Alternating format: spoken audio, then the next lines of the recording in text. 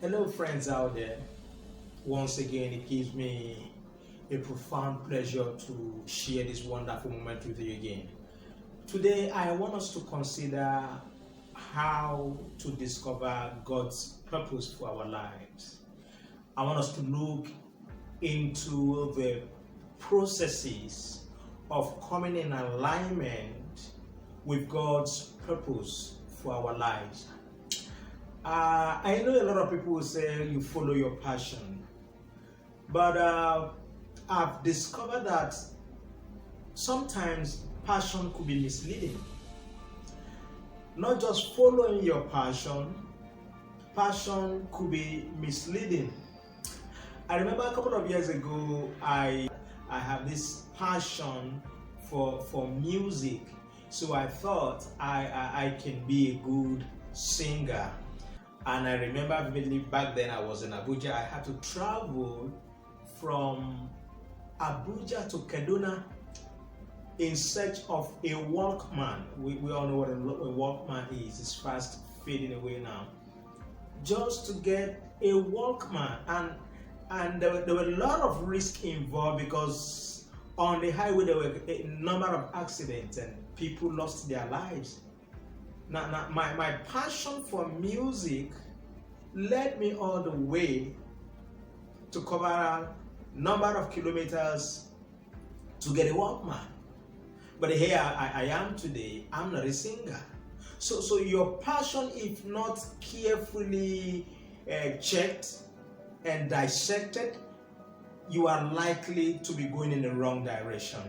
We could be having a passion for something that is not really God's plan and purpose for our life.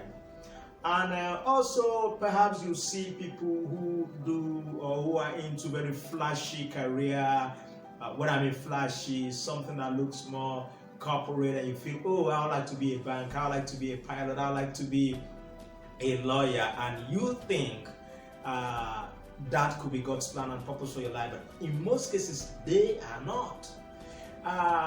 Falling back to my own experience, I remember while growing up, more so while I was in the elementary school, I love to talk to people. I love to come out in the public, just say things and make people happy. And people will always tell me, my colleagues will always tell me, oh, Ben, when you grow up, you're going to be a preacher. I said, no, I don't want to be a preacher. I want to be a pilot because I want to make money. So I grew up with that, and I discovered that consciously I begin to talk to people. I show some level of concern. I want to know about their well-being. I want to know about if they are really moving forward in their lives. I want to encourage them how to take their lives seriously, how to focus on their studies, and how to choose good friends, hang around nice people. So that was what my life was characterized by. So I grew up with that, and I know that that was something I was so good at. Even before the issue of motivational speaking, transformational speaking came into being to me, I've already been talking to people about discovering their purpose in life. I remember there was a youth rally, a youth program, and they were giving people the opportunity to just come and say something. And I went there just being me. I said something for 5 minutes, and after the whole meeting, people come to me and say, Ben, you said a good thing. Oh, you are motivated. So, well, I don't know what motivation is all about. So now I can say discovering your purpose will start with the things that come so natural with you. That is, it's effortless. What I'm doing right now, I can be here for days, even if I'm hungry. I'm not bothered. I just want to flow. I just want to release the stuffs that are inside of me. So that was how I discovered my purpose in life.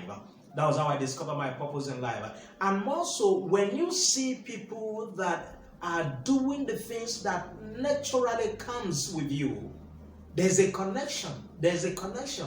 I remember after my senior high school, I went to the city because I schooled in the village, and I went to this city. It was Lokoja precisely because I grew up there.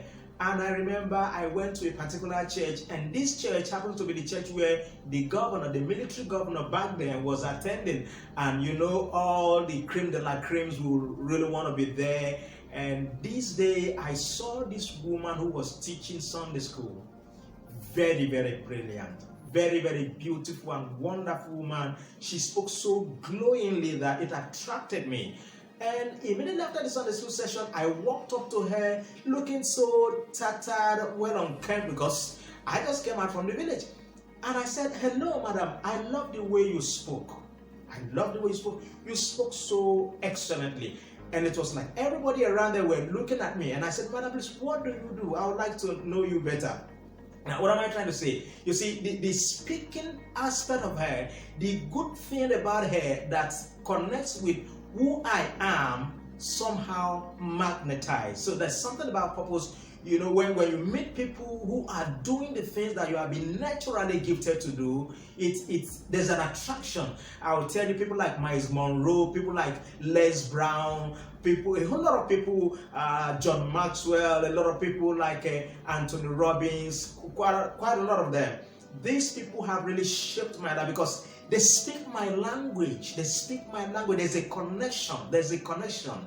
People like Robert Schuller, a whole lot of these people that I can't even begin to mention their names. When I watch their clips, when I read their books, there's that connection about it. So that was how I began to come up with my discovery, with the discovering of my purpose.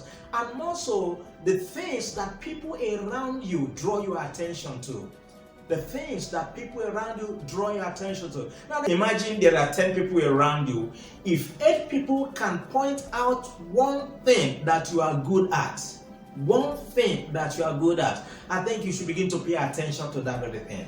I've heard people that I least expect to hear anything from them will walk up to me and say, "Ben, you are a good speaker. Ben, you are a transformational speaker." I said, "What do you mean?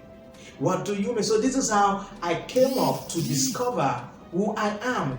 And more so because I really want to be sure, I had to pray. It is good for us to seek the face of the Lord. It is good for us to authenticate everything we are doing in order not to mismanage our life, in order not to do the things that really are not His will. It's very, very important for us to seek the face of the Lord. And I told you, I've shared on my videos that I sought the face of the Lord, and the Lord said to me, "My assignment for you is to lead souls to me, souls who have lost touch with purpose and destiny." Purpose and destiny. So that's how I come into the career, speaking of helping people to discover God's plans and purpose for their lives.